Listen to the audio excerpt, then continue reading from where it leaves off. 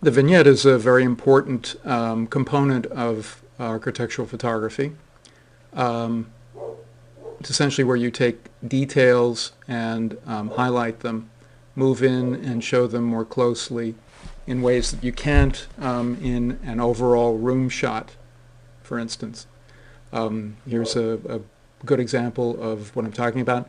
A window in a very plain wall, looking over the top of a chair with only a little bit of landscape out the window on the left, and an out-of-focus tree out the window on the right. You get to see relationships between all of these objects, and even though you're really not seeing a great deal of the space, it does give you a certain sense of the space. The larger space looks something like this. Well, not something like this. This is what it looks like. If you go around the corner to the right, you will run into that image that we saw earlier. In architectural photography, the vignette is used to supplement overall shots, such as this one.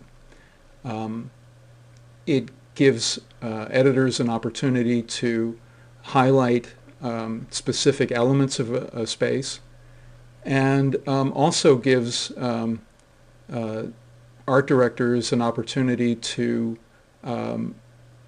change up the look of an article in a publication. So instead of all of the rooms having a view from a certain distance back, it's helpful to move in, move back, have pictures with a lot of information in them, juxtaposed against pictures with very few elements to them, with the idea of it all adding up to some greater sense of what it's like to actually be in the space. So there are practical reasons from a business standpoint to making sure that one gets vignettes as well as overall shots. They're both important, they're both useful. And they've been around a long time. As mentioned before, you've seen this picture by Daguerre, one of his earliest images, and it's a vignette. It's a very tightly composed shot. These objects, it appears, were probably set up specifically for the camera. Sometimes we do that, although more often than not, I aim my camera at what's already there. We do some rearranging, but this is really something that was created for the camera. Here's a detail of a building, a couple of columns with sculpted characters standing in front by Henri Lessec, and I believe from the 1850s.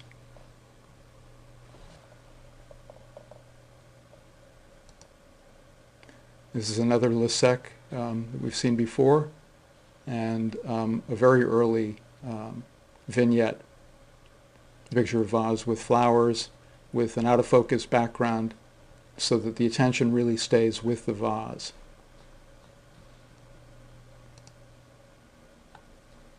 This is of a cathedral, one of the doors, and gives us information different from what an overall shot of the facade of the church would probably look like. I don't know which church this is. And here's a Charles Negret image that I had shown earlier of Henri Lessec standing at Notre Dame between a couple of gargoyles. And it doesn't show us a lot of Notre Dame at all, but it gives us a great sense of the components that went into the design of Notre Dame. So we get to see in much better detail the gargoyles and various details on the column behind Lessec, as well as the detailing in the railing. And also, we have a sense of its relationship to the city, which we can see in the background. And this is Brassai's great gargoyle. It's the same gargoyle, obviously seen at a different time of day.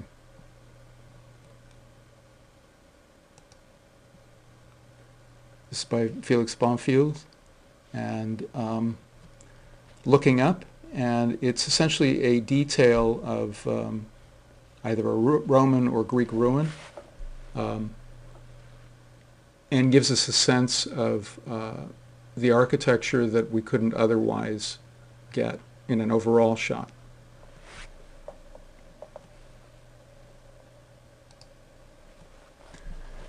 This is by Vignette, and it's interesting in that it's a wider shot, but because of the difference in lighting between the urn in the foreground and the background, it really is much more about the urn and the plants in it than anything else. So I would consider this to be a vignette. And it's, I think, quite a wonderful, beautiful picture.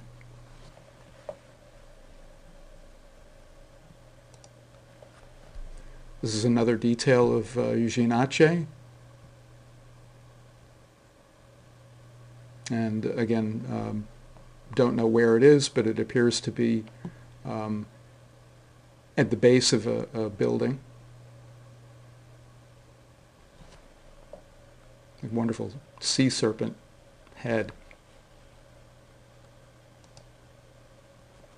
And Aceh also paid attention to lots of things like handrails and balustrades.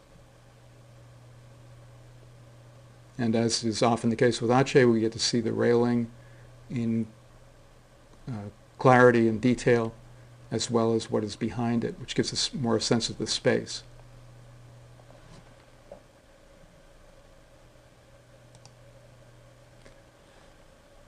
Now, this is one of Paul Strand's best-known images of a church in Taos, New Mexico, which looks wonderfully monumental and timeless here. Unfortunately, the reality is something a little less grand than that, but I prefer to keep in mind this image. Very powerful. Apparently he waited quite a while before he had the kind of skies that he wanted for this image. But while he was waiting, he also made a number of other images. This is actually a wider shot of the church. The sky isn't quite as brooding, and the church isn't quite as monumental, but we have maybe more of a sense of how it's located in space. But also while he was there, he did look at some more details and came in closer. And because of the way the building fills the frame here, it begins to look quite different, almost abstract. And the background, it's hard to tell where the background begins and the building leaves off. And he moved in even further to the point where it's almost entirely apparently abstract, although it's not really abstract. It's just reduced to shapes that aren't necessarily readily identifiable. And certainly if you hadn't seen the other pictures, it would be very difficult to tell what this might be.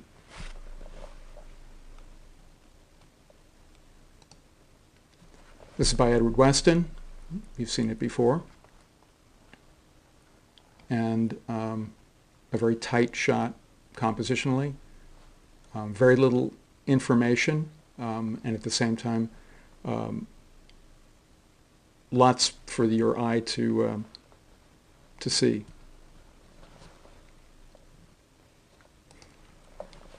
Walker Evans was also a master of the vignette, and this is a good example of how he composes elements when he moves in and wants to see them in detail. What appears to be a campaign poster, or perhaps just somebody who drew Herbert Hoover and wanted to acknowledge it and place it in a window, and a bunch of stuff going on, including some reflections. But this idea of taking the frame of the window, and rather than showing the entire window, we only see a portion of it. But we have a sense of what the rest of it probably would look like anyway, and yet we get to see what we are looking at in more detail.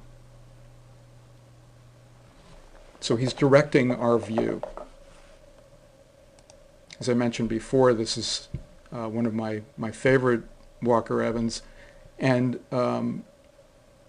really good at illustrating his concept of alluding to the world beyond the frame of the picture by cropping off various elements of the picture. It's by Beaumont Newhall, and an architectural detail, quite extraordinary detail. One of the effects that's being used here is photographing it with light coming from very much from the side. The surfaces that face the camera more are actually in shadow. It gives everything a higher relief and a more three-dimensional quality that if this was more evenly lit, it would not have. This has a great deal of depth to it, even though we're probably only looking at something over a few feet in distance from the foreground at the lower part of the frame to the background at the upper right part of the frame.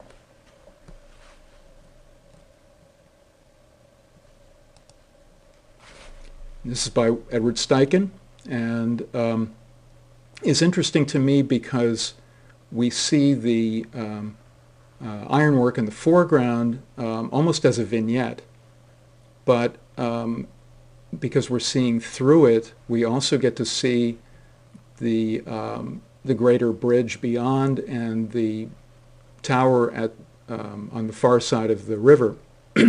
So it's operating as a vignette and as an overall image, which goes a long way to explaining how this bridge works. It's the George Washington Bridge in New York, by the way. This is by Alfred Stieglitz, and is a very tight composition, but as with the best of the vignettes that I've shown so far, has just enough information to give you a sense of this structure beyond what you can actually see. A nice relationship between the plants in the foreground and the column on the left and the column on the right, and the converging lines of the siding.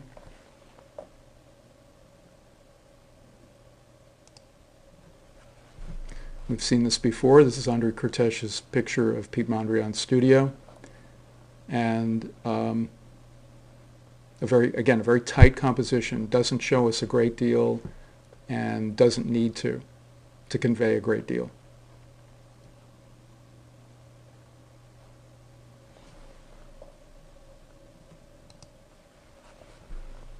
It's image by Margaret Berkwhite of the Chrysler Building.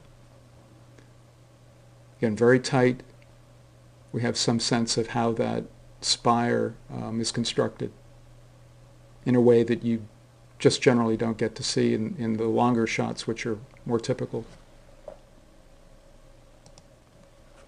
She also photographed this amazing, I believe it's an eagle's head, overlooking the city. There's also a rather well-known picture of her. There's an opening at the top of the sort of on the bird's neck or back, and there's a picture of her having crawled out of that and on top of the eagle that always gives me the willies. She was a very daring photographer.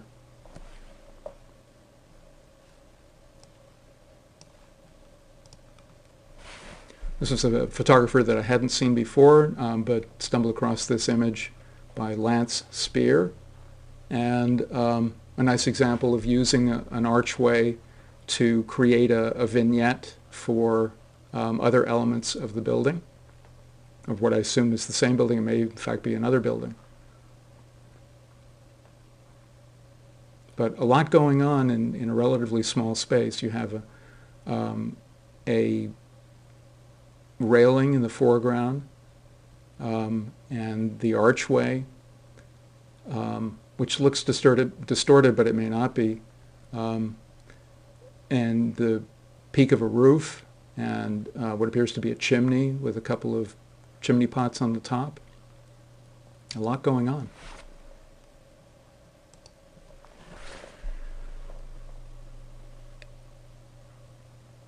And I can't help but laugh when I see this. Anyway, basically a vignette. Lee Friedlander photographed, spent a lot of time in motel and hotel rooms in the 50s and 60s, and would photograph virtually anything that was going on in front of him. And there's just something about this close-up of a face on the TV with the shirt kind of bending its arms to the TV that's just pretty great. This is by Roger Merton. I have absolutely no idea what the purpose of the scale model of the house is, but there's something tremendous about the relationship between it and the silhouettes of the buildings in the background. My guess is that it's a real estate office, probably in the 60s, maybe the early 70s, but I don't know for sure. There's something very surreal about this image.